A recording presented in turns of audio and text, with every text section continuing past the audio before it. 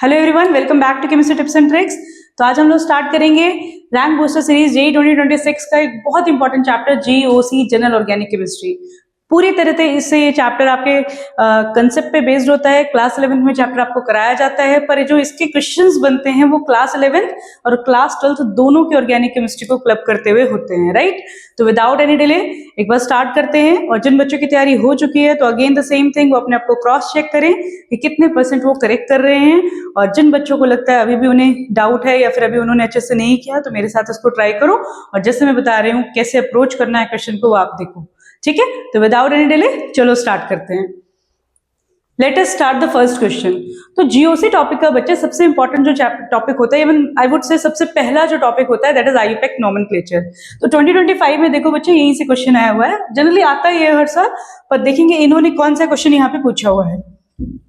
तो देखो भाई, फर्स्ट ऑफ ऑल ये स्ट्रक्चर दिया है, what is the correct IUPAC name of the compound. आपको इसका नाम बताना है। तो जिन बच्चों ने अच्छे से आईयूपैक में कमांड कर रखा है फटाफट से ट्राई करो। मैं स्टार्ट करती हूँ यहाँ पे। तो जैसे कि स्ट्रक्चर को देखेंगे हम, तुम्हें पता है ये हमारा एक प्रायोरिटी वाला ग्रुप है OH, तो हम नंबरिंग यहीं से स्टार्ट करेंगे। अब मुझे इधर नहीं जाना, हमें वहां जाना है जो नेक्स्ट प्रायोरिटाइज वाला ग्रुप होता है हमारा। तो ये 1 हो गया, ये 2 हो गया, ये 3 हो गया और ये 4 हो गया। तो मैं भी ऑप्शंस नहीं देखूंगी। What I will do, I will try to write my name, then I will check the option. तो मुझे पता चल रहा है 1 2 3 4, मतलब I would say this must B 4 ethyl cyclopentane है ये, और यहाँ पे 2 पे ईन है, साइक्लोपेंट 2 ईन 1 ऑल या इनॉल। चेक करते हैं क्या ये ऑप्शन में है। It's 4 ethyl cyclopent 2 ene 1 ol. तो यस बच्चे, B must be the right answer, ठीक है। तो ये तो सिंपल क्वेश्चन था। आपको पता है कि OH की प्रायोरिटी सबसे ज्यादा होगी, नंबरिंग आपको वहीं से करनी है। बस आपको फिर उसके अकॉर्डिंग नंबरिंग करके अल्फाबेटिकल ऑर्डर में आपने नेमिंग कर देनी है। तो B would be the right answer. तो ये क्वेश्चन सिंपल, जिस बच्चे को आईयूपैक अच्छे से आता है वो डेफिनेटली इसको कर पाएगा। Let us move to the next question. What is the next question. तो नेक्स्ट क्वेश्चन है आपका बेसिसिटी पे 2025, ठीक है। बेसिसिटी पे नेक्स्ट क्वेश्चन है। तो बिफोर स्टार्टिंग दिस क्वेश्चन मैं एक छोटा सा यहाँ पे आपको एक कंसेप्ट बताऊंगी। हमारे पास 3 तरह के अमीन्स के बारे में हम लोग बात करते हैं। एक होती है हमारी एलिफेटिक अमीन्स, दूसरा हमारा अमोनिया, और तीसरा हमारा होता है एरोमेटिक अमीन्स। जिन बच्चों को आता है वो फटाफट से क्वेश्चन सॉल्व करेंगे। मैं उनके लिए बता रही हूँ जिनको अभी यहाँ पे किसी भी टॉपिक में डाउट है तो मुझे थोड़ा एक्सप्लेन करना पड़ेगा क्वेश्चन, सो दैट बच्चे जिनको दिक्कत है उनको भी हेल्प हो पाए और वो क्वेश्चन सॉल्व कर पाए। तो एलिफेटिक अमीन, अमोनिया और एरोमेटिक 3 कैटेगरीज में आप सीखो। ये हो गया हमारा RNH2 एलिफेटिक। एरोमेटिक आप सबको पता होता है बच्चे, जिसमें बेंजीन रिंग से अटैच होगा NH2, वो हमारा एरोमेटिक अमीन है। और ये हो गया अमोनिया। हमेशा आपको ध्यान रखना है this must be the basicity order. Basicity सबसे ज्यादा एलिफेटिक अमीन्स की होती है, फिर अमोनिया की, फिर हमारी एरोमेटिक अमीन की। कोई पूछे व्हाट इज द रीजन, तो यू शुड नो दैट कि लोन पेयर में जो प्रेजेंट होता है नाइट्रोजन की वजह से, इसकी वजह से ये बेसिक है। अगर इसकी वजह से बेसिक है तो कोई भी ऐसा फैक्टर जो लोन पेयर को इंक्रीज कर रहा है, इस इलेक्ट्रॉन डेंसिटी को इंक्रीज करेगा, वो बेसिसिटी को बढ़ा देगा। तो मतलब क्यों होते हैं amine compound base, because of presence of lone pair of electron. Availability of the lone pair of electron जो होते हैं वो उनको बेसिक बनाता है। तो कोई भी ऐसा फैक्टर अगर उसको इंक्रीज करेगा तो डेफिनेटली वो क्या करेगा, बेसिक कैरेक्टर को बढ़ाएगा। तो सबसे पहले अपने दिमाग में चीज बैठा लो, ठीक है। अब इस तुम्हें बचल के एलिफेटिक, एरोमेटिक, और उसके बाद है फिर अमोनिया बीच में है, ठीक है। अब एलिफेटिक में भी 2 डिग्री हमेशा ज्यादा होता है 1 डिग्री से, ये याद रखना। ये भी जनरल केस हम लोग पढ़ते हैं क्लास 12 की अमीन्स चैप्टर में, इस चीज को एक्सप्लेन किया जाता है। तो अब मेरे को ये बात पता है, then will try to do it. और कोई भी इलेक्ट्रॉन डोनेटिंग ग्रुप बेसिसिटी को इंक्रीज करता है, और electron withdrawing group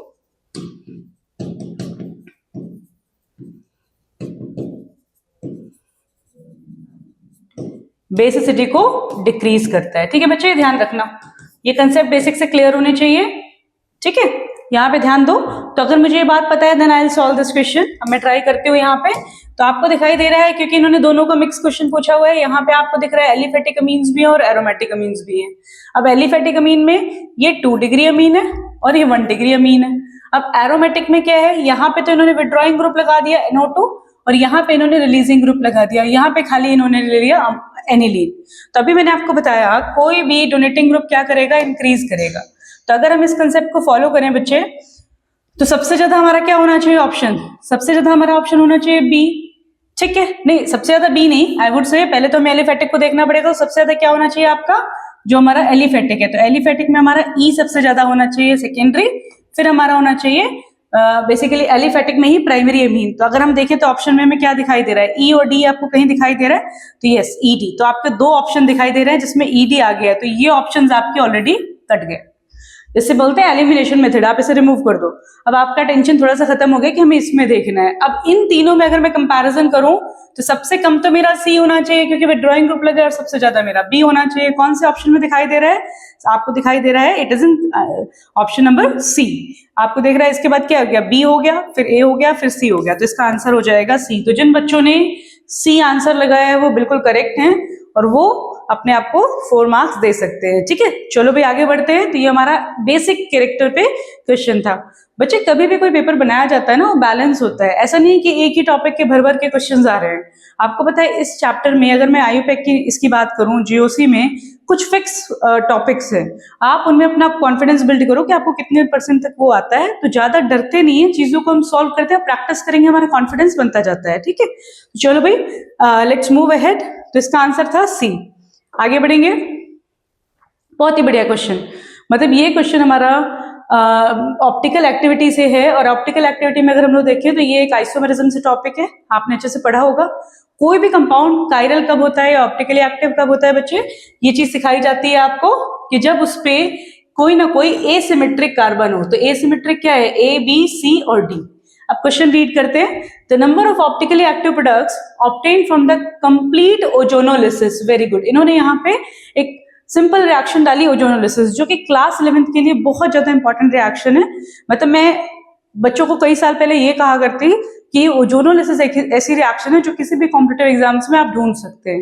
it was so important, ठीक है। तो ये हमेशा से इंपॉर्टेंट है और इसको पढ़ने की सिंपल ट्रिक्स भी सिखाई जाती हैं। तो अगर उन्होंने बोला तो ये कह रहे हैं कि आपके पास ये वाला कंपाउंड है और इस कंपाउंड की जब आप कंप्लीट ओजोनोलिसिस कर देंगे तो उस केस में कितने ऑप्टिकली एक्टिव कंपाउंड्स बनेंगे। तो अगर जिन बच्चों को बिल्कुल भी नहीं आता है टॉपिक, तो एक बार ध्यान सोचो। मैंने आपसे कहा ऑप्टिकली एक्टिव कंपाउंड के लिए हमारे पास क्या कंडीशन होनी चाहिए कि सारे हमारे कार्बन पे जो चारों वैलेंसी होगी कार्बन की, वो सेटिस्फाई होनी चाहिए डिफरेंट ग्रुप से, यानी कि ए बी सी डी मतलब डिफरेंट होना चाहिए, राइट। तो वो ऑप्टिकली एक्टिव होगा और उसको हम लोग ऐसे स्टार मार्क से, स्टेरिक मार्क से डिनोट करते हैं कि कायरल सेंटर है। ऑप्टिकली एक्टिव होने के लिए ये बच्चे ये चीज बहुत नेसेसिटी का कंडीशन ही है कि आपका ये ऐसी कंडीशन होनी चाहिए जनरली, पर एक्सेप्शंस अलग अलग चीजों में होते हैं। कई कंपाउंड ऐसे होते हैं जिसमें कायरल सेंटर है, स्टिल वो ऑप्टिकली एक्टिव नहीं होते, वो एक अनदर सिनेरियो। पर जनरल हमारा यही होता है कि ऑप्टिकली एक्टिव कंपाउंड्स अगर हमें चेक करने हैं तो उस केस में हमें कायरल सेंटर होना चाहिए, राइट। अब देखो ओजोनोलिसिस के लिए क्या करते हैं बच्चे, तो ओजोनोलिसिस के लिए आपको सिखाया जाता है कि आप इसको तोड़ दो, ब्रेक करो इसे यहाँ से। तो ट्रिक के अकॉर्डिंग हम लोग क्या करते हैं, CH3CH double bond O, CH double bond O, ये ऐसे टूटेगा, दोनों साइड आपने O लगाना देना है ओजोनोलिसिस में। फिर क्या है तुम्हारा CH3 लगा हुआ है यहाँ पे, और फिर तुम्हारा यहाँ पे क्या लगा है, हाइड्रोजन लगा हुआ है। देन वी हैव CH, अभी यहाँ से भी टूटेगा, यहाँ से टूटेगा तो क्या होगा, डबल बॉन्ड O प्लस, मैं नीचे लिख रही हूँ क्योंकि ये कंपाउंड हमारा अलग हो गया, इसमें हम क्या लिखें, CH double bond O, then we have C, then we have H, और ये क्या हो गया हमारा CH3 and then CH double bond O plus हमारा क्या बन गया, CH double bond O CH3। These are the ozonolysis products of this compound. देखो भी ध्यान से, जिन्होंने कर लिया वेल एंड गुड, बट जिनको नहीं पता वो देखो सिंपली हमने क्या करना है, हमें इसे बीच से तोड़ देना है और दोनों साइड वो लगा देना है। तो मैंने यहाँ तोड़ा तो मेरा क्या बना, मेरा यहाँ पे एक कंपाउंड बना इथेनल, मेरा दूसरा कंपाउंड बना यहाँ पे भी इथेनल, तीसरा कंपाउंड मेरे पास है, चौथा कंपाउंड ये। तो इथेनल के मॉलिक्यूल में तो ऑप्टिकल एक्टिविटी का कोई कंडीशन है ही नहीं, यहाँ तो बनेगा ही नहीं, कोई कायरल सेंटर नहीं है। अब अगर हम यहाँ पे देखें तो बच्चे देख क्या हमें लग रहा था कि कायरल सेंटर है, लेकिन एक्चुअल में देखो बच्चे यहाँ पे क्या आ रहा है, CHO, दो ग्रुप सेम है, नॉट ऑप्टिकली एक्टिव, कायरल है ही नहीं। यहाँ पे भी देखो दो CHO ग्रुप सेम आ रहे हैं, इसका मतलब ये भी कायरल नहीं है। तो आंसर होगा इसका बी। तो जिन बच्चों ने बी लगाया है वो अपने आप को को अच्छे से अप्रिशिएट करो कि हाँ भाई मेरा क्लियर है, मतलब मुझे टॉपिक समझ में आ गया। I know ozonolysis, I know the optical activity, right. Let us move ahead, आगे बढ़ते हैं। ये भी 2025 में आया हुआ था। नेक्स्ट क्वेश्चन देखो, नेक्स्ट क्वेश्चन यहाँ से इंटरमीडिएट से पूछा गया है।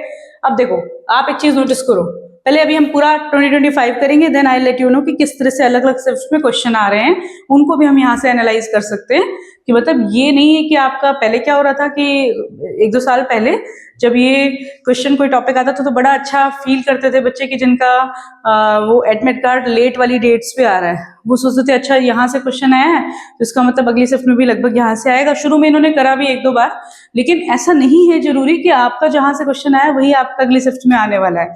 अभी 2025 की डिफरेंट शिफ्ट की बात हो रही है, ठीक है। चलो आगे चलेंगे।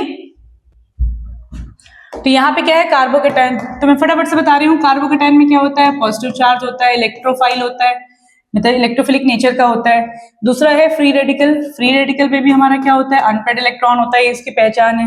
न्यूक्लियोफाइल क्या होता है, न्यूक्लियोफाइल वो होता है जिसके ऊपर इलेक्ट्रॉन पेयर प्रेजेंट हो, चाहे वो लोन पेयर की फॉर्म में हो, चाहे वो निगेटिवली चार्ज हो, ठीक है। और इलेक्ट्रोफाइल क्या होता है, जो पॉजिटिवली चार्ज है, तो वो हमारा इलेक्ट्रोफाइल होता है। हमने चारों केसेस को यहाँ पे समराइज कर लिया कि हमें ये केसेस पता है। लेट अस चेक, और हम आंसर करेंगे इसका। Carbocation species that can supply a pair of electron. तो पेयर ऑफ इलेक्ट्रॉन कौन दे पाएगा, जिसके पास है, यानी कि न्यूक्लियोफाइल होगा जो सप्लाई करेगा। नेक्स्ट है species that can receive a pair of electron, जिसके पास कमी है वो कौन होता है, इलेक्ट्रोफाइल। कार्बन फ्री रेडिकल जिसमें unpaired is the identification of मतलब फ्री रेडिकल, और कार्बोकेटाइन क्या होगा, जिसमें एम्प्टी पी ऑर्बिटल होता है। तो ये आंसर होना चाहिए, आप इसे मैच कर लो सिंपली। सी का आपका 1 आ गया, सी का 1 कहाँ कहाँ है, तो ये दोनों ऑप्शन में हटा देती हूँ। और डी का क्या आ गया, 2। तो डी का 2 कहाँ दिखाई दे रहा है आपको, डी का 2 आपको यहाँ दिखाई दे रहा है। तो again C must be the right answer, ठीक है बच्चे, सी ही इसका राइट आंसर होगा। तो अच्छे से करो इसे और क्लियर करो। लेट अस मूव अहेड, आगे बढ़ते हैं हम लोग। नेक्स्ट देखो, अगेन नॉमेनक्लेचर। नेक्स्ट शिफ्ट में भी आपका नॉमेनक्लेचर पे क्वेश्चन आया है, और ये वाला एग्जाम्पल जो है हमेशा क्लास 12th में कराते हैं हम लोग। जो आपका एनसीईआरटी का हेलोएरिन चैप्टर्स है उसमें आप देखोगे जो आपका सॉल्ड एग्जाम्पल्स दिए हुए हैं वहां पे इसको इस तरह से घुमा के देते हैं, पर देखा जाए तो बहुत ही सिंपल क्वेश्चन है। देखो भाई इसमें अगेन, अब बच्चे कहेंगे मैम ये पता नहीं कैसे बनाया है। इट्स क्वाइट इजी, मैं तो डायरेक्ट करके दिखा रही हूँ। ये देखो, पहला कार्बन ये दिखाई दे रहा है, दूसरा ये दिखाई दे रहा है, तीसरा ये दिखाई दे रहा है, चौथा ये दिखाई दे रहा है। बच्चों को कंफ्यूजन होता है कि हम नंबरिंग यहां से करें या वहां से करें। तो नेचुरल सी बात है, जब 1 पे बी आर आ रहा है तो नंबरिंग यहीं से होगी, 1 2 3 4। तो क्या नाम हो गया भाई इसका, तो आपको दिख रहा है यहाँ पे 3 पे मिथाइल लगा हुआ है, 1 पे ब्रोमो लगा हुआ है, और ये ब्यूट-2-ईन है। तो 1 ब्रोमो 3 मिथाइल, 3 है ना, 1 2 3, तो 1 ब्रोमो 3 मिथाइल, कहाँ दिया है भाई option, 1 2 3 4, 1 bromo 3 methyl but two ene must be the right answer. तो बच्चे यहाँ पे इसमें गलती है, थोड़ी सी प्रिंटिंग मिस्टेक है। यहाँ पे 3 मिथाइल है, ये यहाँ पे 3 मिथाइल है। 1 bromo 3 methyl but two ene, that must be the right answer. Printing mistake थी इस क्वेश्चन में, आपके पेपर में गलत नहीं पूछा गया होगा, ये टाइपिंग में मिस्टेक हो रखी है। तो इट्स 1 ब्रोमो 3 मिथाइल, क्योंकि रूल्स हैं इनको हम इग्नोर नहीं कर सकते, तो ठीक कर लेना इसको। 1 bromo 3 methyl but two ene must be the right answer, ठीक है। और ये भी 2025 में आया हुआ है आपके। लेट्स जस्ट मूव अहेड, आगे बढ़ते हैं। अब देखो नेक्स्ट क्वेश्चन, आईयूपैक नेम। अगले सेक्शन में कुछ आईयूपैक नेम पे ही क्वेश्चन है, इसको देखते हैं। तो जो बच्चे अच्छे से पढ़ते हो फटाफट से करेंगे, पर एक चीज नोटिस करो बच्चों, ध्यान से देखना, डबल बॉन्ड और ट्रिपल बॉन्ड जब सेम पोजीशन पे हो तो प्रायोरिटी किसको देते हैं हम लोग, तो प्रायोरिटी हम लोग बच्चे ट्रिपल बॉन्ड लगा देते हैं, पर डबल बॉन्ड को दी जाएगी। ये देखो 1 2 3 4, 1 2 3 4, 4 पे OH है, तो आपको से ध्यान रखना नंबरिंग यहां से होगी 5 6 और 7, 1 2 3 4 5 6 7। अब देखो इसकी नेमिंग कर लो अपने आप, क्या आएगा आपका, ठीक है। हेप्ट-1-ईन 6-आइन 4 ऑल, तो ये बी आंसर हो गया इसका। हेप्ट-1-ईन 6-आइन and 4 ol, this is the right answer. Check करो इसको, हेप्ट-1-ईन 6-आइन और फॉर ऑल, क्योंकि सबसे ज्यादा प्रायोरिटी किसकी है, OH की, तो बिल्कुल ऐसे ही इसका आंसर होगा। तो B must be the right answer. अगर आपने बी लगाया तो अपने 4 मार्क्स ऐड कर सकते हैं आप। आगे बढ़ते हैं। अब देखो इन्होंने नेक्स्ट क्वेश्चन फिर से पूछा कार्बोकेटाइन की स्टेबिलिटी पे, और इस क्वेश्चन में क्या पूछ रहे हैं, in which of the following pair, देखो भाई इन्होंने यहाँ पे स्ट्रक्चर दिए हैं कुछ, they're asking in which pair the first ion is more stable than second, पहला आयन ज्यादा स्टेबल है सेकेंड से, किस पेयर में। तो देखो भाई हमेशा बताया जाता है आपको कार्बोकेटाइन अगर किसी O के पास है जिसके ऊपर लोन पेयर होता है वो काफी ज्यादा स्टेबल हो जाता है, तो बिल्कुल सही है, ये वाला जो हमारा कंपाउंड होगा ज्यादा स्टेबल होगा देन द सेकेंड वन। इसमें आपको दिख रहा है कार्बन आयन लिया है इन्होंने, जिसपे इन्होंने विड्रॉइंग ग्रुप लगाया हुआ है, यहाँ पे कार्बोकेटाइन लिया उस पर विड्रॉइंग ग्रुप लगाया, तो आपको पता है जो कार्बन आयन होता है वो स्टेबलाइज होता है बाय इलेक्ट्रॉन विड्रॉइंग ग्रुप, तो बिल्कुल करेक्ट है ये भी, ठीक है, इसमें भी कोई कंफ्यूजन नहीं होना चाहिए। अब हम बात करेंगे थर्ड, यहाँ पे क्या है बच्चे, ये हमारा बेसिकली एक सिंपल प्राइमरी कार्बोकेटाइन है और ये हमारा लाइलिक कार्बोकेटाइन है जहां पे रेजोनेंस है, तो इस केस में ये ज्यादा स्टेबल है। और इस केस में देखेंगे यहाँ पे अगेन OMe दे दिया, तो अभी मैंने आपको बताया जहां O लगा हो कार्बोकेटाइन से ज्यादा स्टेबल होता है, तो ये ज्यादा स्टेबल है। तो इन्होंने क्या पूछा है, किस पेयर में फर्स्ट आयन ज्यादा स्टेबल है, तो जिन बच्चों ने आंसर लगाया है A एंड B ओनली वो बिल्कुल करेक्ट है, राइट, उनका आंसर बिल्कुल करेक्ट है। तो ये क्लियर होना चाहिए, स्टेबिलिटी रूल्स हैं, जब भी कोई ऑक्सीजन एटम कार्बोकेटाइन के एडजेसेंट पोजीशन पे प्रेजेंट होता है that will always stabilise the carbocation, वो हमेशा स्टेबलाइज करेगा, right. Let us move ahead, ये भी 2025 का था। आगे बढ़ते हैं, नेक्स्ट क्वेश्चन देखो, ये भी 2025 से है, इन्होंने पूछा है correct order of basicity. Topic देखो आयुपेक थे, आयुपेक ही लिए हुए हैं, बेसिक कैरेक्टर है, बेसिक कैरेक्टर है, स्टेबिलिटी ऑफ कार्बोकेटाइन है। हमने अभी तक 3 टॉपिक्स पे क्वेश्चन देखे हैं जो यहाँ पे आ रहे हैं। नेक्स्ट देखो correct order of basicity of the following molecules, इनकी बेसिसिटी, मैंने आपको एक रूल बताया, बेसिसिटी को जब भी आपको करना है तो आप देखो नाइट्रोजन के ऊपर जो लोन पेयर ऑफ इलेक्ट्रॉन है उसकी अवेलेबिलिटी कितनी है, अगर वो ज्यादा अच्छे से, जितना ज्यादा अवेलेबल होगा, जितना ज्यादा उस पर डोनेटिंग ग्रुप होगा उतना ज्यादा उसका बेसिक कैरेक्टर बढ़ जाएगा, सिंपल सी बात है ना। तो अब देखो यहां पे अगर मैं देखूं तो ये लोन पेयर है, ये लोन पेयर है इस पे, ठीक है, इस पे भी लोन पेयर है और इस पे भी लोन पेयर है। अगर मैं सिंपली देखूं तो यहां पे अगर हम आंसर करेंगे तो व्हाट शुड वी डू, सबसे ज्यादा क्या होना चाहिए हमारा, सबसे ज्यादा हमारा अगर हम देखें तो इसमें हमारे 2 डोनेटिंग ग्रुप लगे हैं और उसमें हमारा कोई भी ग्रुप नहीं लगा है, तो क्या आंसर लग रहा है अभी बच्चे, ट्राई करो खुद ही। इस केस में ये जो लोन पेयर यहाँ एंगेज होगा तो ये कुछ कम होगा क्योंकि ये वाला यहाँ पे कंजुगेशन के साथ अवेलेबल है, क्रॉस कंजुगेशन हो रहा है यहाँ पे, इसमें क्या होगा, ये थोड़ा सा इसके साथ एंगेज हो जाएगा, है ना। इसमें ये नहीं होगा एंगेज, क्यों नहीं होगा, क्योंकि यहाँ पे ब्रिज हेड पोजिशन पे आ रहा है, double bond at bridge head atom is not stable, वो स्टेबल नहीं होता, तो ये वाला इसके साथ इन्वॉल्वमेंट नहीं शो करेगा क्योंकि ये कैसा है आपको दिख रहा है ना, ये एक ब्रिज्ड कंपाउंड है, ठीक है, यहाँ पे ब्रिज बन रहा है, तो it is not involve in conjugation with CO group, ठीक है। तो सबसे ज्यादा क्या होना चाहिए, R, उसके बाद कौन सा होना चाहिए, अब इन दोनों में ये इन्वॉल्व है लेकिन क्या हो रहा है, ये यहाँ पे कहीं ना कहीं क्रॉस कंजुगेशन है, तो सिंपल सी बात है सबसे ज्यादा R होगा, फिर Q होगा और फिर P होगा, C is the right answer. ये थोड़ा सा अच्छा क्वेश्चन था जिसमें आपकी कंसेप्चुअल क्लैरिटी है, then only you will be able to do it, okay. तो इसका आंसर C आएगा, तो जिन्होंने करेक्ट किया है तो अगेन आई वुड से कि बहुत अच्छी बात है। आगे बढ़ते हैं, next topic is hyper conjugation, है ना, अगला टॉपिक इन्होंने कौन सा चूज किया है 2025 में ही, that is hyperconjugation. Hyperconjugation is not a permanent effect, ये एक परमानेंट इफेक्ट नहीं होता है, तो बिल्कुल गलत बात है। हाइपर कंजुगेशन में क्या होता है, ये तो एक परमानेंट इफेक्ट है भाई, क्योंकि ये क्या है, ये किसी अटैकिंग रेजेंट के उस पर नहीं आ रहा। आपके क्लास 11th में 4 इफेक्ट दिए जाते हैं, एक आपका कौन सा है भाई, एक आपका सिंपल इंडक्टिव इफेक्ट है, दूसरा आपको पढ़ना होता है इलेक्ट्रोमेरिक इफेक्ट, तीसरा है आपका रेजोनेंस और चौथा है आपका हाइपर कंजुगेशन। तो बच्चे इसमें केवल ये वाला जो इफेक्ट होता है इलेक्ट्रोमेरिक, ये हमारा होता है टेम्परेरी इफेक्ट, क्योंकि ये अटैकिंग एजेंट की प्रेजेंस में ही होगा, अदरवाइज ये नहीं होगा। तो ये पहला ऑप्शन तो गलत ही दिख रहा है, क्योंकि it is not a permanent effect, ये नहीं होना चाहिए। नेक्स्ट देखो, in general greater the number of alkyl group attached to a positively charge carbocation greater is the hyperconjugation interaction and stabilising the cation. बिल्कुल correct बात है बच्चे, ये आपको हाइपर कंजुगेशन इफेक्ट में यही पढ़ाया जाता है कि अगर हम कार्बोकेटायन की स्टेबिलिटी भी चेक करेंगे तो आपसे कहा जाता है कि जो हमारा टर्शियरी कार्बोकेटायन होता है ये मोस्ट स्टेबल है, उसके बाद हमारा सेकेंडरी कार्बोकेटायन है, और ये भी हमारा क्या होगा, ज्यादा स्टेबल होगा then primary carbocation, and it can be explain with the help of hyper conjugation.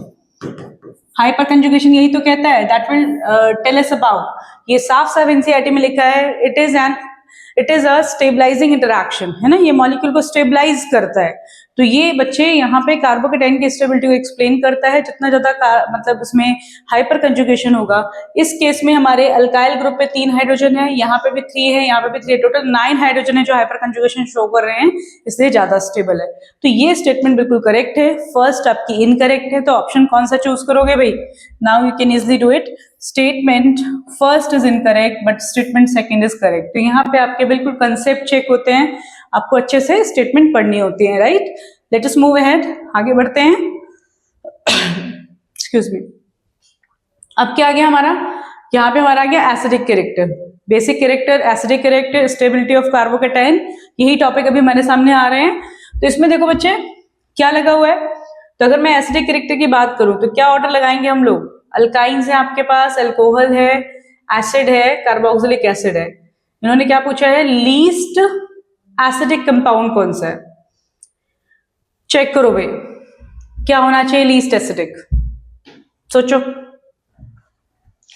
एक में तुम्हारा सल्फोनिक एसिड ग्रुप लगा हुआ है, एक में तुम्हारा कार्बोक्सिलिक एसिड ग्रुप लगा हुआ है, एक में तुम्हारा इथाइन है, और एक में तुम्हारा फिनॉल लगा हुआ है, और फिनॉल के साथ तुम्हारा है। तो नेचुरली आपको किसको सबसे कम करना होगा? डी को। जो इथाइन होते हैं वो बहुत कम एसिडिक कैरेक्टर शो करेंगे compare to carboxylic acid, sulphonic acid, phenol, और we can say anything else. तो अल्काइन यहाँ पे आंसर होना चाहिए, D must be the right answer least acidic में।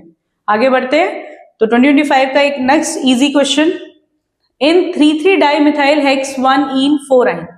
यहाँ पे इन्होंने हाइब्रिडाइजेशन पूछा है, तो I need to write the formula first of all. मुझे यहाँ पे स्ट्रक्चर लिखने की जरूरत है, तो क्या लिखा है? 4-ine हेक्स 1, 2, 3, 4, 5 और ये 6। सिंपल है, पहले इसको देखा करो, ये हेक्स है। अब इन्होंने लिखा है 1-ene, मतलब यहाँ पे डबल बॉन्ड है, 1, 2, 3, 4, 4-ine मतलब यहाँ ट्रिपल बॉन्ड है, और 3,3 डाइमिथाइल, यानी कि ये कह रहे हैं 3,3 dimethyl hex 1-ene।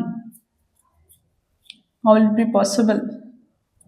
3,3 dimethyl hex 1-ene 4-ine। हाँ तो बच्चे थोड़ा गलत हो गया, ये 3 पे लग गया ना, तभी मैं कहूँ कैसे पॉसिबल है। यहाँ पे मिथाइल है, CH3 CH3, और यहाँ से आपका ट्रिपल बॉन्ड है, 4-ine है। ये 1, 2, 3, 4, 5 और ये 6। This is the right structure, ठीक है, क्योंकि 3rd पे हमारा 2 मिथाइल लगे हुए हैं और 4 पे यहाँ पे ये आइन है। ओके, तो बस एक बार पहला काम करना है, स्ट्रक्चर ड्रॉ कर लेना है, और जब स्ट्रक्चर ड्रॉ कर लोगे, कि हमेशा बैलेंस होना चाहिए भाई। ये मैं अभी ऐसे लिख दूं, इसका मतलब ये नहीं कि आपको इसको देखना है, आप सोचो कि हमेशा बैलेंस होना चाहिए। मैं तब तक उस स्ट्रक्चर को करेक्ट नहीं मानती जब तक वो बैलेंस नहीं है, ठीक है। चलो भाई, ये हमारा हो गया। अब देखते हैं, देयर आर sp3, कितने sp3 कार्बन है, कितने यहाँ पे sp2 कार्बन है, कितने sp कार्बन चाहिए, ये क्वेश्चन है आपका। तो sp2 कार्बन तो आपके 2 है, 2 sp2 है, दिख रहे हैं आपको 2 क्या दिख रहे हैं, sp3 दिख रहे हैं, और कितने कार्बन दिख रहे हैं sp3, 1, ये 1, फिर इसके बाद ये 2, 3, 4, 1, 2, 3, 4, ये 4 हमारे कैसे दिख रहे हैं, ये हमारे sp3 दिख रहे हैं। You can see the structure, you can get the answer. देखो बच्चे, ये ऑनलाइन क्लास है, ठीक है। ऑनलाइन क्लास में आई नो कि कुछ बच्चों को अगर ये बिल्कुल आता होगा तो मैं वही कहूंगी, आप स्पीड करके, क्योंकि अब इतना समय है ही नहीं कि आप पूरा पूरा समय वेस्ट करो, इनका पर्पस क्या है, आपको एक क्रॉस चेक करना है. If you know the question then you can move ahead. Okay, तो ऐसा नहीं कि मेरे साथ आपको टाइम लगाना है या आप देख रहे हो मैम कैसे बता रहे, it is not at all needed right now. अभी केवल हमारा पर्पस क्या है कि हम मैक्सिमम क्वेश्चन देख के हम उन एरियाज को मिस नहीं करेंगे अपने रिवीजन में जहां से क्वेश्चन लेटेस्ट ईयर में बहुत सारे आ रहे हैं. तो इनका पीवाईक्यूज का फायदा ये होता है कि कई बार बच्चा सोचता है अरे इससे क्वेश्चन क्या आएगा, लेकिन उस टॉपिक से क्वेश्चन अगर आया होता है तो आपको आगे के लिए अवेयर होना चाहिए कि आगे भी वहां से क्वेश्चन आ सकते हैं. तो कौन सा ऑप्शन दिख रहा है आपको, तो यहाँ पे आपको दिखाई दे रहा है ऑप्शन ए. ठीक है भाई, तो यहाँ पे इन्होंने हाइब्रिडाइजेशन से क्वेश्चन पूछा है. तो चलो भाई, अच्छा अब नेक्स्ट क्वेश्चन आ गया 2024 से. तो मैं आपको यहाँ पे ये चीज बताना चाह रही हूँ कि अगर हम इनमें देखें किन किन एरिया से 2025 में, हालांकि पूरे कवर नहीं है क्योंकि टाइम लिमिट होती है हमारे लेक्चर की, तो इस केस में हमने 10 से 11 क्वेश्चन डिस्कस किए हैं जो हमारे 2025 में आए हुए हैं. तो उसका पर्पस सिंपल ये है आपको बताने का कि कुछ एरियाज होते हैं उन्हें आपको करना है, पर क्वेश्चन का लेवल उतना टफ नहीं होगा अगर आपने अच्छे से सीखा हुआ है. तो आप देखो, जो फर्स्ट क्वेश्चन था हमने IUPAC से देखा, उसके बाद आपने जो क्वेश्चन देखा वो कुछ बेसिसिटी पे कुछ टॉपिक्स थे, बेसिक कैरेक्टर पे बात हो रही थी, कुछ हमने यहाँ पे एसिडिक कैरेक्टर पे क्वेश्चन किए, और एक हमने यहाँ पे हाइपर कंजुगेशन भी देखा, और फिर हमने यहाँ पे फाइनली हाइब्रिडाइजेशन भी देखा. तो हाइब्रिडाइजेशन भी देखा. तो ये कुछ बेसिक से कंसेप्ट थे जो हमने लिए हुए हैं. तो कहने का मतलब 2025 में इन एरिया से क्वेश्चन आए तो इनको प्लीज इग्नोर मत करो, ये आपके लिए आगे भी काम आने वाले हैं. Let us move to the next. हम आगे बढ़ते हैं. ठीक है, तो क्रॉस चेक है, इसे आपको क्रॉस चेक करना है. बहुत सारे क्वेश्चन चैप्टर से आते हैं, तो भाई यही तरीका है, ऐसे ही क्वेश्चन आपको देखने को मिलेंगे. तो just do practice at home right of this chapter. Next देखो, इसमें क्या है. अच्छा, तो 2024 में यहाँ पे रेजोनेंस स्ट्रक्चर की स्टेबिलिटी पे क्वेश्चन पूछा है. तो बच्चे इस क्वेश्चन को जब भी सॉल्व करते हो तो कुछ रूल्स होते हैं. तो आपने पढ़ा होगा कि जो स्ट्रक्चर जिसपे जितना मिनिमम चार्ज होता है, मतलब जिसपे चार्ज नहीं होगा, जिनके ऑक्टेट कंप्लीट होता है, वो सबसे ज्यादा स्टेबल होते हैं. तो कभी भी ऐसा कंपैरिजन आए तो पहली बात जिसपे चार्ज नहीं हो उसे सबसे ज्यादा स्टेबल करो. सबसे स्टेबल होना चाहिए थर्ड. तो मेरा आंसर तो थर्ड करते ही आ गया. हालांकि मैं आपको तरीका बता देती हूँ. तो एक रूल होता है कि चार्ज नहीं होना चाहिए. दूसरी चीज हमारा क्या हो गया कि अगर हमारा नेगेटिव चार्ज है तो नेगेटिव चार्ज इलेक्ट्रोनेगेटिव पे होना चाहिए और पॉजिटिव चार्ज इलेक्ट्रोपॉजिटिव पे होना चाहिए.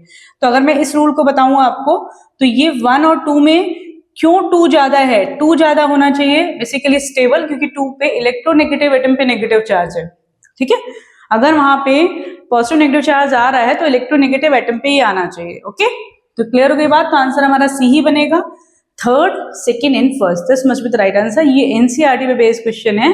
एनसीईआरटी में खाली हमारा यहाँ पे उन्होंने प्रोपेनल लेके एग्जांपल लिया हुआ है. ठीक है, चलो भी आगे बढ़ते हैं. नेक्स्ट देखो, एक बार आप करो इस क्वेश्चन को. I just give you time. ठीक है, फॉर इट करो एक बार.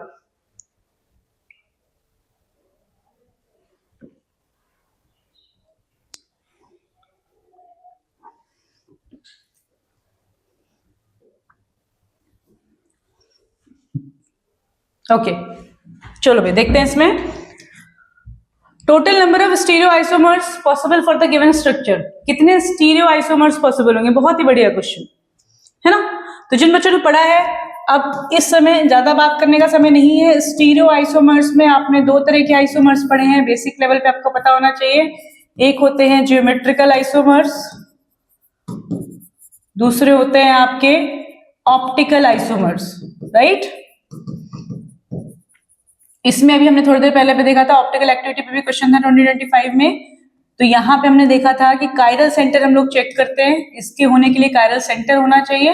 और यहाँ पे हमारी कंडीशन होती है जीआई की. सिंपल कंडीशन क्या होती है कि जो डबल बॉन्डेड कंपाउंड्स है उसमें देखा जाता है, और डबल बॉन्डेड कंपाउंड में ये ए बी ग्रुप होने चाहिए, ये सेम नहीं होने चाहिए. These A and B group must not be similar, नहीं होने चाहिए जीआई को शो करने के लिए. अब अगर मैं देखूं पहला वाला केस, ठीक है, तो इस केस में बच्चे अगर मान लो ये क्वेश्चन मेरे पास दिया है, तो इस क्वेश्चन के अकॉर्डिंग यहाँ पे CH3 दिखाई दे रहा है, यहाँ पे CH3 दिखाई दे रहा है, तो ये वाला तो नहीं शो करेगा. ये बात आपको क्लियर हो गई.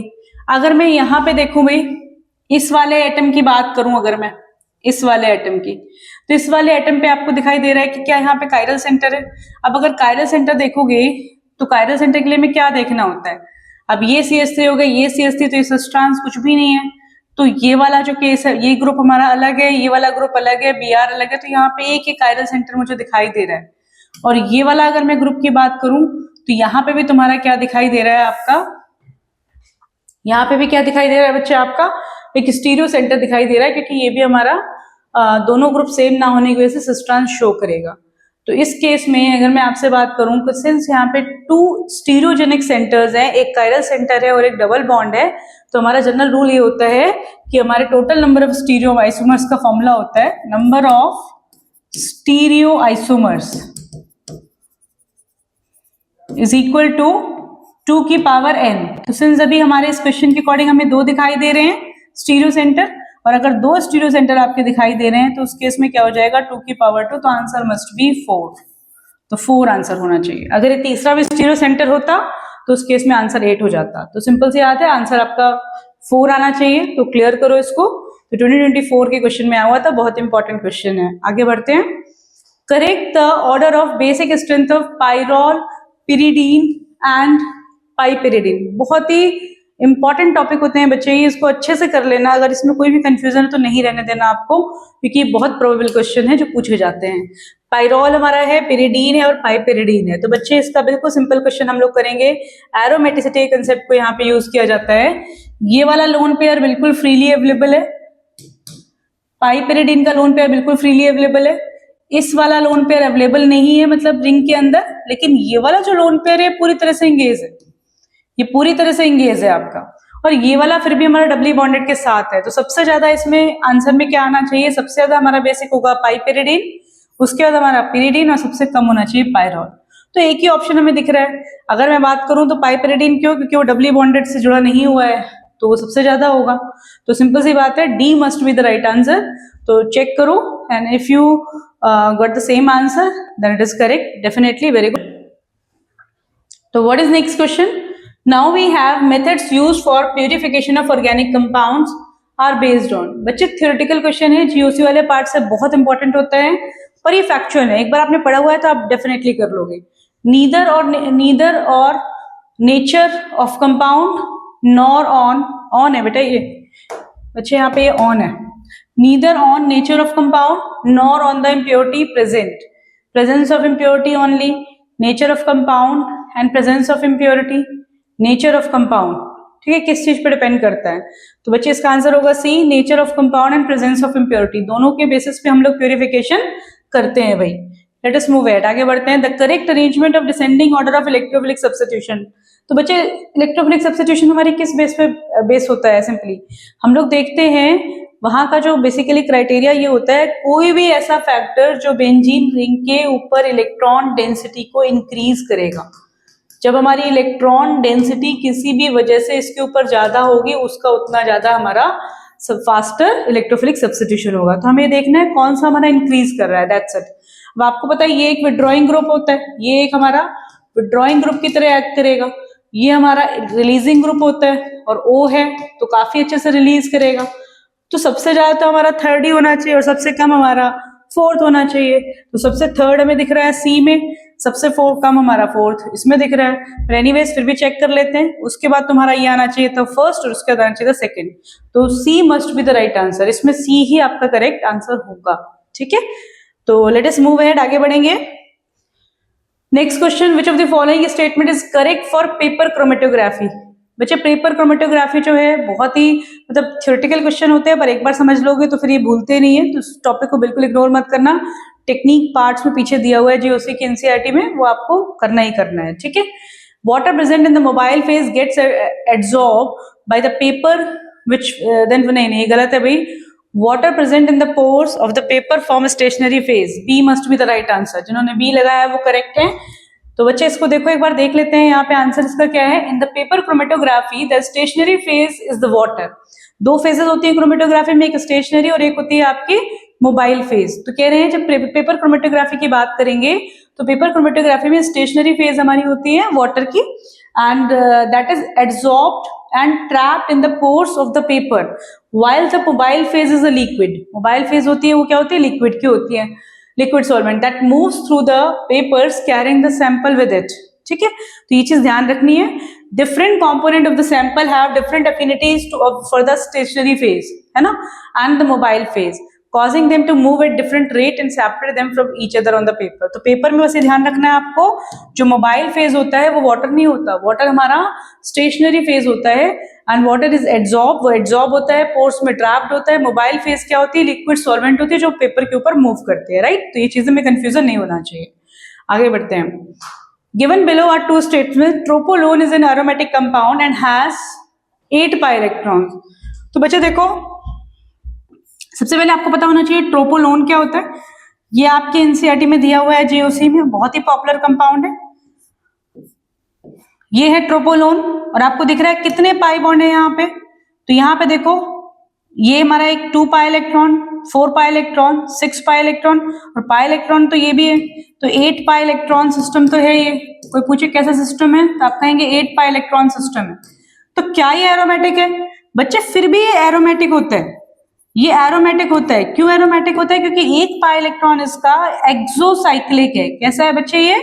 ये है एक्सोसाइक्लिक, ये एंडोसाइक्लिक है, एक्सोसाइक्लिक। तो एक्सोसाइक्लिक वाला हमारा कंजुगेशन में इन्वॉल्व नहीं होता, बट ये कार्बन को क्या कर रहा है, sp2 हाइब्रिडाइज कर रहा है। तो देखा जाए तो ओवरऑल रिंग में हमारे कितने हाइब्रिडाइजेशन है, कितने इलेक्ट्रॉन्स इन्वॉल्व हैं, 6 pi इलेक्ट्रॉन इन्वॉल्व हैं। और जो कार्बन हमारा, अगर मैंने तुम्हें ऐसे करके लिखा होता, ऐसे कंपाउंड बनाया होता, तुमसे पूछा जाता क्या ये एरोमेटिक है, तो आंसर आता नहीं, क्योंकि यहाँ पे तुम्हें दिख रहा है कि sp3 हाइब्रिडाइज कार्बन है।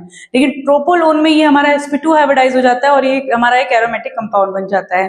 तो अगर हम देखें स्टेटमेंट के अकॉर्डिंग, कहीं कहीं इसका आंसर गलत दिया जाता है, पर आप ध्यान रखो कि अभी हम अप्रोप्रिएट आंसर की बात करें तो हमारे अकॉर्डिंग ये ठीक है statement, is not wrong. 8 pi electron, उन्होंने ये नहीं कहा कि एरोमेटिक बना रहे हैं, उन्होंने बोला कि 8 pi इलेक्ट्रॉन है, it is an aromatic compound and has 8 pi electron, that's okay. 8 pi electron तो है इसमें, तो उन्होंने ये तो नहीं कहा ना कि 8 pi इलेक्ट्रॉन की वजह से एरोमेटिक है। नेक्स्ट देखो, pi electron of the carbonyl group in tropolone is involved in aromaticity. This is very very wrong, मतलब रॉन्ग ही एक तरह से, pi इलेक्ट्रॉन तो इन्वॉल्व नहीं होगा एरोमेटिसिटी में। तो मतलब क्या हो गया, फर्स्ट करेक्ट है और सेकेंड आपका इनकरेक्ट है। Statement 1 is correct and statement 2 is incorrect, ठीक है। तो इसे ध्यान से करना, गलती नहीं होनी चाहिए। स्टेटमेंट 1 करेक्ट है, डी इनकरेक्ट है, पर इसे कहीं कहीं आंसर में इन्होंने फर्स्ट को भी गलत बताते हैं ये, पर इसको वैसे कंफ्यूज मत हो ना, वैसे स्टेटमेंट देखी जाए तो करेक्ट है।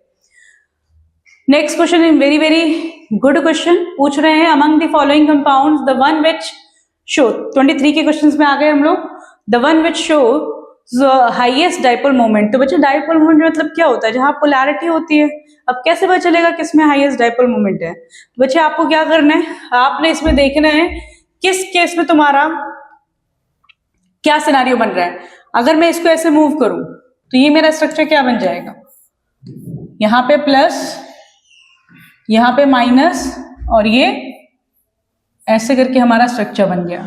और आप देखो भाई इस केस में क्या कर रहा है, एरोमेटिसिटी, दोनों ही रिंग एरोमेटिसिटी फॉलो कर रही है। अगर मैं इसमें करूं भाई तो देखो यहाँ पे नेगेटिव आ गया, यहाँ पे पॉजिटिव आ गया, तो ये तो एरोमेटिक नहीं बनी। इसमें अगर हम लोग करें तो क्या हो गया, ये तो वैसे एरोमेटिक नहीं है। इसमें अगर आप देखोगे तो ये क्या है, ये तुम्हारा एरोमेटिक हो जाएगा, लेकिन मतलब क्या हो गया, ये तुम्हारा पॉजिटिव है, ये तुम्हारा नेगेटिव है, पर ये एरोमेटिक नहीं होगा क्योंकि sp2 हाइब्रिडाइज नहीं है। तो दिस इज द केस जो फॉलो कर रहा है आपकी मॉलिक्यूल में एरोमेटिसिटी को मेंटेन कर रहा है विद डाइपोल मोमेंट। तो पूछा किसमें डाइपोल मोमेंट ज्यादा होगा, तो आंसर क्या होना चाहिए, excuse me, A must be the right answer, A must be the right answer। Clear है? क्योंकि उसमें क्या है कि जब हमारा डाइपोल मोमेंट होता है तो दोनों ही एरोमेटिक रिंग को बना रहे हैं, सेटिस्फाई कर रहे हैं कंडीशन की, और इसलिए ज्यादा स्टेबल होता है मॉलिक्यूल। आगे बढ़ते हैं, again theory question, thin layer chromatography of a mixture shows the following observation. A का डॉट इन्होंने यहां दिखाया है टीएलसी प्लेट पे, सी का यहां दिखाया है और बी का यहां दिखाया है। अगर आप देखेंगे सबसे ऊपर किसका है, सबसे ऊपर ए है, फिर सी है और फिर बी है, मतलब ये ज्यादा मोबाइल है। तो the correct order of evolution of silica gel column chromatography, तो क्या होगा, सबसे पहले कौन सा आएगा, ए, फिर सी और बी। टीएलसी का इन्होंने कंसेप्ट पूछा हुआ है और इसमें ऐसा ही होता है, जो जितना ज्यादा आपको ऊपर की तरफ दिखाई देगा उसका इल्यूशन सबसे पहले होगा। तो ए सबसे पहले, फिर सी और फिर B. Let us move ahead. Decreasing order of hydride affinity for the following carbocation. तो बच्चे 2023 में थोड़ा सा अच्छा क्वेश्चन उन्होंने पूछा था हाइड्राइड एफिनिटी से लेके। अब बच्चे कंफ्यूज हो गए कि हमने तो हाइड्राइड एफिनिटी पढ़ी नहीं होती। तो बच्चे कार्बोकेटाइन की जब हम स्टेबिलिटी की बात करते हैं तो हम ये देखते हैं कि भाई मतलब कैसे स्टेबिलिटी होगी उसकी। तो हम उस केस में ये देखते हैं सिंपली कि कार्बोकेटाइन में एक तरह से देखा जाए वो कार्बोकेटाइन की स्टेबिलिटी की बात कर रहे हैं। हाइड्राइड एफिनिटी कौन होगा? हाइड्राइड क्या होता है? Negative charge. तो कौन कितना जल्दी लेगा? तो जो जितना कम स्टेबल होगा वही तो जल्दी लेगा, यस और नो? जो ज्यादा स्टेबल होगा वो जल्दी नहीं लेगा, जो कम स्टेबल होगा वो जल्दी लेगा। तब इन्होंने क्या पूछा है? Decreasing order of hydride affinity. तो आपको बताना है किसकी एफिनिटी सबसे ज्यादा कम होगी, वो ऑर्डर लगाना है। क्वेश्चन बहुत ही बढ़िया है। क्या है क्वेश्चन? हाइड्राइड एफिनिटी का डिक्रीजिंग ऑर्डर सबसे ज्यादा हमारा स्टेबल होगा वो कौन सा होगा? आपको पता है साइक्लोप्रोपाइल सबसे ज्यादा स्टेबल होगा, तो डी सबसे ज्यादा स्टेबल है, फिर बी सबसे ज्यादा स्टेबल है, फिर आपका ए स्टेबल है और फिर आपका सी स्टेबल है। जनरल रूल्स है, रेजोनेंस लग रहा है, यहाँ पे लाइलिक कार्बोकेटाइन बन रहा है, यहाँ पे सिंपल टर्शियरी बन रहा है। और अगर मैं इसमें बी और सी में देखूं तो सी ज्यादा सी नहीं बी ए, मतलब सी ही ज्यादा होगा, इसका ए ही ज्यादा होगा क्योंकि यहाँ लाइलिक और टर्शियरी दोनों कंडीशन फॉलो हो रही है, राइट? तो ये हमारा क्या है? Stability order. अब इन्होंने पूछा है decreasing order of hydride affinity. सबसे कम सबसे ज्यादा जो होगा सबसे पहले लगाना पड़ेगा, कौन सा लेगा? तो इसका हमारा उल्टा ऑर्डर होना चाहिए, सी ए बी और डी, ये होना चाहिए इसका आंसर। क्योंकि उन्होंने पूछा है सबसे ज्यादा एफिनिटी किसकी होगी? जो सबसे कम स्टेबल है। उसके बाद एफिनिटी किसकी होगी? जो उससे ज्यादा स्टेबल है। तो कंपैरेटिवली हमारा आंसर इसका होना चाहिए। तो उन्होंने कंफ्यूज करके दोनों आंसर डाले होंगे, तो पर हमारा ये बिल्कुल करेक्ट यहाँ आ गया। आपका बी आंसर इन्होंने दिया हुआ है और ये हमारा 100% करेक्ट होना चाहिए। CABD that must be the right answer. तो होपफुली क्लियर है, पर अच्छा क्वेश्चन था ये। सिंपल हमारा कार्बोकेटाइन की स्टेबिलिटी के ऑर्डर पे बेस्ड है। Late us move ahead. Using column chromatography mixture of two compounds A and B was separated. A और B को हम सेपरेट करते हैं। A इल्यूटेड फर्स्ट, पहले कौन सा इल्यूट होता है? A, and this indicates B has. तो यहाँ पे बच्चे इन्होंने एक फैक्टर की बात करी है, RF। कई सालों से मैं स्टूडेंट से कहती रही हूँ कि ये जो टॉपिक है अब ये लेटेस्ट ईयर्स में बहुत इंपॉर्टेंट है ना? क्योंकि क्या है कि कंसेप्चुअल है, इसमें मतलब बेसिक अगर आपको कंसेप्ट पता होगा तभी आप इसको सॉल्व कर पाएंगे, अगर आप नहीं अदरवाइज नहीं कर पाएंगे। तो एक बार इसका थोड़ा सा कंसेप्ट देखो। तो ये क्या होता है? RF फैक्टर होता क्या है? The relative adsorption of each component of the mixture is expressed in terms of its RF factor. इसको बोलते हैं रिटार्डेशन फैक्टर, है ना? कितना एड्सॉर्प्शन होगा किसी भी कंपोनेंट का मिक्सचर के, वो हमारा RF फैक्टर पर डिपेंड करता है। ये हमारा बिल्कुल, हम इसको कैसे निकालते हैं? Distance move by the substance from the base line. जो बेस लाइन है उससे सब्सटेंस कितना मूव करा है, और distance move by solvent from the base line. Base line से सॉल्वेंट कितना मूव किया, सब्सटेंस कितना मूव किया और सॉल्वेंट कितना मूव किया, उसका रेशियो हमारा RF फैक्टर को डिनोट करता है। कहते हैं the compound that elute first is the one that is less strongly absorb. जो कम स्ट्रांगली एब्जॉर्ब होगा वो जल्दी ऊपर चला जाएगा, जो ज्यादा स्ट्रांगली होगा वो धीरे धीरे जाएगा। तो यहाँ पे कह रहे हैं तो A अगर तुम्हारा क्या हो रहा है? जल्दी जा रहा है, तो मतलब A का एब्जॉर्प्शन क्या है? वीकर है। B का एब्जॉर्प्शन स्ट्रांगली है, इसका मतलब तो B का एब्जॉर्प्शन कैसा होना चाहिए? स्ट्रांग होना चाहिए, क्योंकि B नीचे और A ऊपर है। ये बात आपको क्लियर हो गई। अब कह रहे हैं retardation factor is a measure of how much A compound moves up the column. RF factor आपका यही बताता है कि कितना मूव हुआ है ना? अभी कह रहे हैं हाइयर RF मीन्स, हाइयर जितना ज्यादा RF आएगा, क्योंकि कौन सा पार्ट ऊपर है, जितना ज्यादा वो मूव हो रहा है ना? Higher RF means compound travel further and is less strongly, ये ट्रेवल फार्दर है, दूर तक जाएगा, and is less strongly absorb to the stationary phase. तो इससे बच्चे आप क्या कंक्लूज निकाल सकते हैं? आप यही निकाल सकते हैं कि जो RF है फैक्टर किसका ज्यादा होगा? वो A का ज्यादा होगा। और A हमारा कैसा चल रहा है? ये फास्टर ट्रेवल कर रहा है, ये बात हमें क्लियर हो गई है ना? इसका एब्जॉर्प्शन कैसा होगा? वीकर होगा। पर इन्होंने क्वेश्चन में आपसे क्या पूछा हुआ है, ये हमने निकाला। तो B का जस्ट अपोजिट, B का RF फैक्टर हमारा कैसा होना चाहिए? कम होना चाहिए। B का एब्जॉर्प्शन कैसा होना चाहिए? स्ट्रॉन्गर होना चाहिए। तो एक बार चेक कर लेते हैं ऑप्शंस, क्या क्या ऑप्शंस हैं। इन्होंने पूछा B हैज, B के बारे में बताना है, A के बारे में बताना है आपको। तो B का हमारे अकॉर्डिंग क्या होना चाहिए, लो RF होना चाहिए और स्ट्रॉन्गर एड्सॉर्प्शन होना चाहिए। उसकी RF की वैल्यू कम आनी चाहिए, एड्सॉर्प्शन उसका ज्यादा होना चाहिए। ओके, चलो भाई आगे बढ़ते हैं। तो गुड क्वेश्चन। इसके बाद हमारा नेक्स्ट क्वेश्चन आता है IUPAC नॉमेनक्लेचर। ये हमारा 2023 में ही पूछा गया। अगेन किस पे बेस्ड है बच्चे, ये सिंपल आपका प्रायोरिटी ऑर्डर यहाँ पे अप्लाई होगा आपका। तो आपको पता है कार्बोक्सिलिक एसिड की प्रायोरिटी ज्यादा होती है, 1 2 3 4 5 और ये 6। तो क्या हो गया भाई, 2 पे मिथाइल लगा है और ये ऑक्सो लगा हुआ है, तो सबसे पहले हमारा यहाँ पे क्या आएगा, 5 पे हमारा फॉर्मिल नहीं है, इसको हम फॉर्मिल भी कह सकते हैं, लेकिन वैसे इसका क्या नाम दिया हम देखते हैं इन्होंने क्या दिया, 2 मिथाइल, हाँ ठीक है, 2 methyl 5 oxo hexanoic acid, D must be the right answer. ठीक है, आपको पता है कार्बोक्सिलिक में कीटोन में किसकी प्रायोरिटी ऑर्डर होता है, तो प्रायोरिटी ऑर्डर में हमारा COH ज्यादा होता है। तो ये देखो नेक्स्ट क्वेश्चन इन्होंने प्रायोरिटी ऑर्डर पे ही पूछा है, 2022 में पूछा हुआ है। तो बच्चे ये ऑर्डर आपका होता है प्रायोरिटी का, आपको पता है कार्बोक्सिलिक की सबसे ज्यादा होती है, फिर SO3H, उसके बाद एसिड एनहाइड्राइड, फिर ईस्टर, उसके बाद फिर तुम्हारा एसिड हैलाइड, फिर तुम्हारा अमाइड, फिर साइनाइड, आइसोसाइनाइड, CHO। इसको याद करो, होपफुली आपको ये क्लियर होगी। अगर किसी बच्चे को इसको याद करने में दिक्कत आती है, अगर आपको दिक्कत आती है इसको याद करने में, पर ये ऑर्डर पता होना चाहिए आपको किसी भी तरह, तो मैं एक कोशिश करती हूँ कि आपको थोड़ी सी यहाँ पे एक ट्रिक बताती हूँ। कार्बोक्सी स्टॉप, कार्बोक्सी स्टॉप, क्या स्टॉप भाई, stop asking Easter anything about cyanide. I already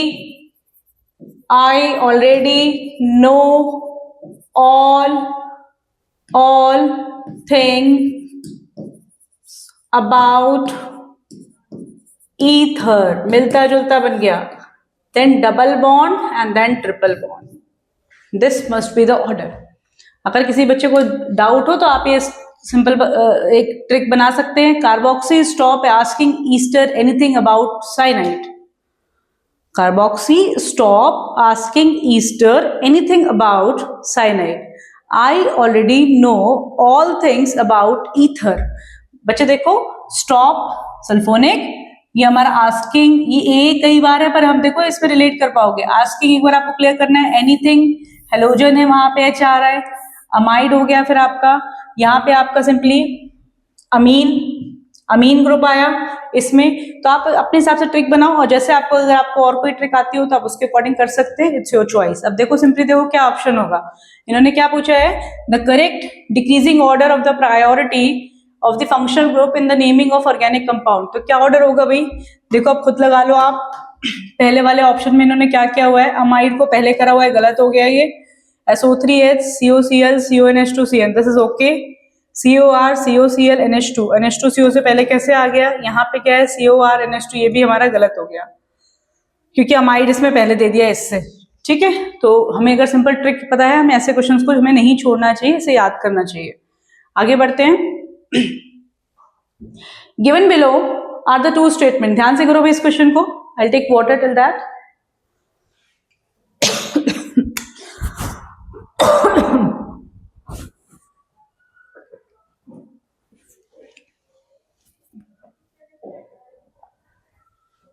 okay, बढ़िया क्वेश्चन है ये। इसमें देखो क्या पूछा है इन्होंने, स्टेटमेंट 1 स्टेटमेंट 2 दिया, the compound is optically active. तो आपको बताया गया है ऑप्टिकली एक्टिविटी के लिए कायरल सेंटर होना चाहिए, तो कायरल सेंटर चेक करो। कई बार बच्चों को ऐसा लगता है कि सेम तो दिया हुआ है, ये ग्रुप तो सेम है, लेकिन आप नोटिस करो बच्चा, ये ना ये आपका ट्रांस फॉर्म है और ये आपका सिस फॉर्म है, इट इज नॉट सेम। एक आपका जो डबल बॉन्डेड है वो सिस फॉर्म में है, दूसरा आपका ट्रांस फॉर्म में है, तो सिस और ट्रांस को आप सेम नहीं मान सकते। तो ये हमारा ऑप्टिकली एक्टिव है, ये हमारा ऑप्टिकली एक्टिव तो है, कायरल कंसीडर होगा।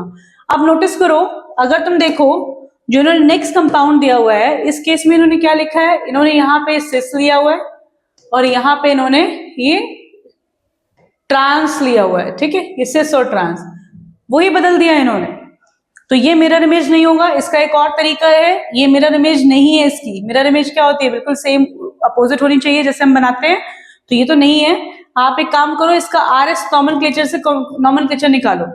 अगर इसकी मिरर इमेज होगी तो नॉमेनक्लेचर हमारा इसका अपोजिट आना चाहिए, अगर नहीं है तो उस केस में ये हमारा मिरर इमेज नहीं होगा। तो इस केस में मुझे तो साफ दिखाई दे रहा है, हो सकता है आपको भी दिखाई दे रहा होगा कि ये नहीं है, लेकिन फिर भी अगर आपको कोई कंफ्यूजन है तो आप इसे करो। थोड़ा सा टाइम हमारा अलाउड नहीं करा, इससे मैं भी इस टॉपिक को डायरेक्ट नहीं लूंगी, पर ये सिंपल है, इसे करके देखना आप, ठीक है। तो आंसर क्या होगा, first is correct and second is incorrect. आगे बढ़ते हैं। तो देखो भाई, what is the next question? Arrange the following in increasing order of reactivity towards nitration. Again electrophilic substitution पे क्वेश्चन है। आपने क्या देखना है, आपने देखना है बेंजीन पे कौन सा ग्रुप लग रहा है, तो कौन सा हमारा इलेक्ट्रोफिलिक सब्स्टिट्यूशन को बढ़ा देगा, कोई भी डोनेटिंग ग्रुप। तो पहला इन्होंने क्या लिया है, पैराजाइलिन। पैराजाइलिन हमारा ये होता है जिसमें 2 मिथाइल लगे हैं, दोनों ही डोनेटिंग लगे हुए हैं। दूसरा लिया इन्होंने ब्रोमोबेंजीन, तो ब्रोमोबेंजीन तो तुम्हारा Br लग गया, जो कि थोड़ा सा -I इफेक्ट शो करेगा। इसके बाद मेसेटिलीन, बच्चे मेसेटिलीन होता है ये 135, यहाँ पे मिथाइल ग्रुप लगा होता है। Nitrobenzene, this is nitrobenzene and benzene. बस यू कैन डू इट, आप इजिली करो। सबसे ज्यादा हमारा ये होगा और सबसे कम हमारा ये होगा, चेक कर लो। तो यानी कि C सबसे ज्यादा और D सबसे कम। इन्होंने क्या पूछा, इंक्रीजिंग ऑर्डर ऑफ रिएक्टिविटी बताना है, तो C सबसे ज्यादा और D सबसे कम, तो इसका मतलब B आंसर होगा। बाकी क्रॉस चेक कर लेना, कहीं कोई कंफ्यूजन नहीं होना चाहिए। ओके, तो क्लियर है बात को। आपको पता होना चाहिए कि इलेक्ट्रोफिलिक सब्स्टिट्यूशन रिएक्शन में हमारी रिएक्टिविटी देखी जाती है, जितना ज्यादा इलेक्ट्रॉन डोनेटिंग ग्रुप होगा उतनी रिएक्टिविटी ज्यादा होगी, जितना इलेक्ट्रॉन डोनेटिंग ग्रुप नहीं होगा या फिर हम कह सकते हैं इलेक्ट्रॉन विड्रॉइंग ग्रुप होगा उतनी रिएक्टिविटी कम होगी। आगे बढ़ते हैं। तो नेक्स्ट क्वेश्चन देखो, अगेन TLC पे आया है, थिन लेयर क्रोमेटोग्राफी पे। तो thin layer chromatography is an adsorption chromatography, बिल्कुल correct. A thin layer of silica is spread over a glass plate of suitable size in thin layer chromatography which act as a, बिल्कुल correct, और यही इसका reason है। तो इसका क्या हो गया, both are true and R is the correct explanation of A, बिल्कुल करेक्ट, बिल्कुल फैक्चुअल डेटा पे क्वेश्चन है। नेक्स्ट, अब यहाँ पे सेपरेशन टेक्निक्स आपको सिखाई जाती है GOC में, उस पे बेस्ड क्वेश्चन है। आई ऑलवेज यूज टू से टू स्टूडेंट्स कि भाई आपको GOC में वो टेक्निक वाला पार्ट छोड़ना ही नहीं है। मैं स्पेशल क्लास लेती हूँ और उसको टॉपिक को कराती हूँ, क्योंकि ये बहुत ज्यादा जरूरी है। अगर आप में से भी दिक्कत आ रही हो ज्यादा बच्चों को, तो कमेंट बॉक्स पे लिख देना, I will just take a class on that topic, और उसको मैं आपको ऐसे करा दूंगी ताकि आप फिर भूलोगे नहीं। उसमें कुछ बेसिक केसेस अगर आपने सीख लिए then you will be able to do it. Okay, चलो भाई आगे बढ़ते हैं। नेक्स्ट हमारा है मैच लिस्ट 1 and 2। तो आपको ये फैक्चुअल डेटा पे क्वेश्चन है, तो मैं आपको बता देती हूँ यहाँ पे क्या होगा। नेफ्थलीन और सोडियम क्लोराइड को आप कह सकते हैं सब्लिमेशन से सेपरेट होगा। क्लोरोफॉर्म और एनिलीन हमारा जो होता है, वाटर एनिलीन हमारा स्टीम डिस्टिलेशन से होता है। नेफ्थलीन और ये हमारा इससे होगा, और क्लोरोफॉर्म एनिलीन डिस्टिलेशन से। तो बस मैच करो and you will get the answer. तो D का हमारा क्या होना चाहिए, सेकेंड, और C का हमारा क्या होना चाहिए, 1। तो D का सेकेंड, C का 1 कहाँ दिखाई दे रहा है, D का सेकेंड और C का 1। अच्छा, 2 ऑप्शंस में दिखाई दे रहा है, D का सेकेंड, C का 1। तो हमें आगे भी देखना पड़ेगा।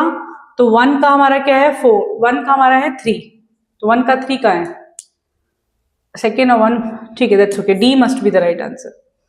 फर्स्ट का हो गया हमारा थर्ड, सेकेंड का हमारा हो गया फोर्थ, C का हमारा हो गया 1 एंड D का, this is the right answer. तो ये हमारा इसका आंसर होगा मैचिंग के क्वेश्चन का। आगे बढ़ते हैं। नेक्स्ट क्वेश्चन हमारा एरोमेटिसिटी पे। एरोमेटिसिटी के लिए बच्चे सिंपल सी बात, 3 क्राइटेरिया आपको क्लियर होने चाहिए कि compound must be cyclic, compound must be planar, और थर्ड होता है 4n+2 पाई इलेक्ट्रॉन को फॉलो करे। ठीक है, ये रूल हमारा होता है। अब इसमें क्या हो रहा है बच्चे, देखो ये बहुत ही इंपॉर्टेंट एग्जांपल होता है, ये एरोमेटिसिटी को शो करता है क्योंकि तीनों हमारे डीलोकलाइज है। ये भी एरोमेटिक है क्योंकि इसमें क्या है, ये हमारा sp2 हाइब्रिडाइज हो गया और 2 पाई इलेक्ट्रॉन सिस्टम को कर रहा है, ये 6 पाई को कर रहा था, ये भी एरोमेटिक है। नेफ्थलीन तो होता ही है। यहाँ पे बच्चे 10 पाई इलेक्ट्रॉन्स हैं, तो 2 बच्चे को लगता है कि हाँ ये होना चाहिए, लेकिन ये जो हमारे HH होते हैं ये रिपेल करते हैं, और ये रिपेल करेंगे तो इसकी प्लेनरिटी डिस्टर्ब हो जाती है, that's why this molecule won't be aromatic. तो इसका आंसर होगा C must be the right answer. Let us move ahead. Next question, given below are 2 statements. Statement 1, hyperconjugation is a permanent effect. अच्छा, ये question repeat हुआ है, 2021 में ही ऐसा question आया था। Hyper conjugation is a permanent effect, yes, okay. What is statement 2? Hyper conjugation in ethyl cation involve the overlapping of CsP2। अच्छा, ये गड़बड़ कर दिया भाई। हाइपर कंजुगेशन जो इफेक्ट होता है ना बच्चे, देखो इसमें जैसे तुम्हारे पास CH2 है, कोई एल्कीन है, इससे तुम्हारा अल्काइल ग्रुप जो होता है वो अटैच होता है, और उसमें होता क्या है, ये H, ये ऐसे डीलोकलाइज होता है। तो ये हाइपर कंजुगेटिव स्ट्रक्चर बनेगा, CH और ये H positive, double bond CH, single bond CH2 minus. तो यहाँ पे इन्होंने क्या कह दिया है कि ये जो कार्बन है sp2 हाइब्रिडाइज होता है जिसमें CH लगा होता है। No no no, this is wrong, it must be sp3 hybridize. तो सेकंड ऑप्शन इसका, सेकंड स्टेटमेंट इसका गलत है और फर्स्ट स्टेटमेंट इसका करेक्ट है। तो आंसर क्या हो गया, first correct and second is incorrect, D must be the right answer. ठीक है, क्लियर करो, इसे गलती कहाँ है चेक करना। आगे बढ़ते हैं हम लोग। तो which one of the following compound is non aromatic, कौन सा एरोमेटिक नहीं है ना, नॉन एरोमेटिक है। तो बच्चे इसमें अगेन आपको रूल लगाना है, जो साफ दिखाई दे रहा है ये हमारा, अभी मैंने पहले एग्जांपल भी लिया था, sp3 हाइब्रिडाइज हो गया तो ये एरोमेटिक नहीं होगा। ये एरोमेटिक होगा क्योंकि यहाँ पे लोन पेयर है, ये एरोमेटिक होगा क्योंकि 2 इलेक्ट्रॉन सिस्टम है sp2 हाइब्रिड, और ये भी एरोमेटिक होता है। तो आंसर हमारा क्या होना, उन्होंने पूछा नॉन एरोमेटिक, तो one must be the right answer. ठीक है, एरोमेटिसिटी कंसेप्ट को जरूर से करके जाना है, वेरी वेरी इंपॉर्टेंट।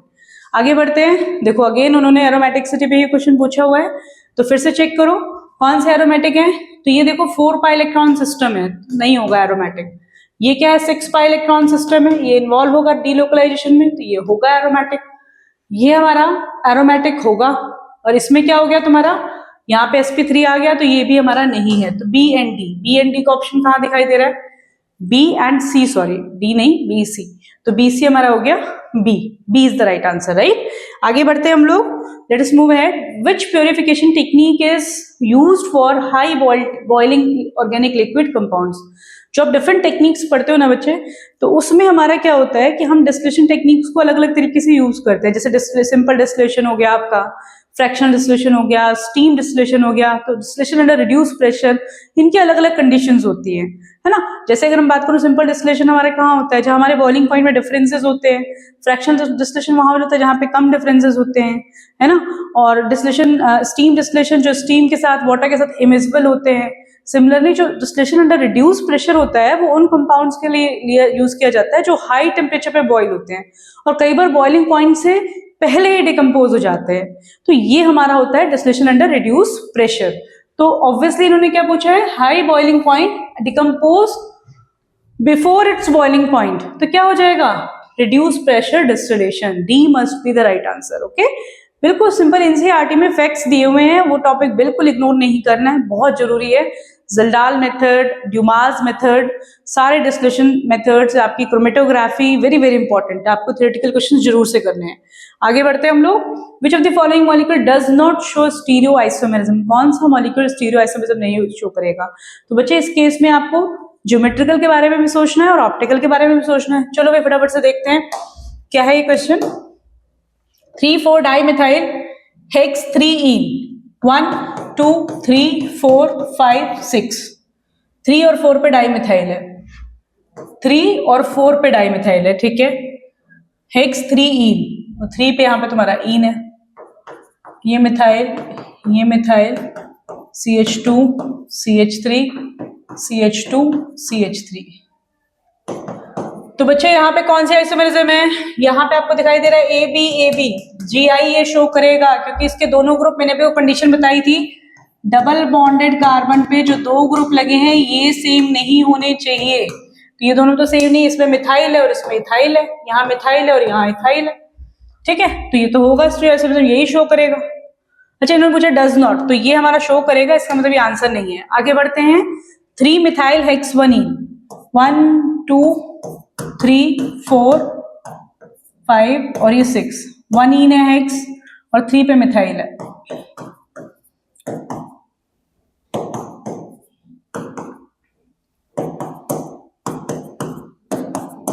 यस, तो बच्चे ये भी शो करेगा क्योंकि यहाँ पे क्या आ गया, काइरल सेंटर हो गए, यहाँ पे ऑप्टिकल आइसोमेरिज्म हो गया। 3 इथाइल हेक्स 3ene 1 2 3 4 5 और ये 6, 3 पे हमारा इथाइल है, C2H5 है और हेक्स 3ene है। ओके,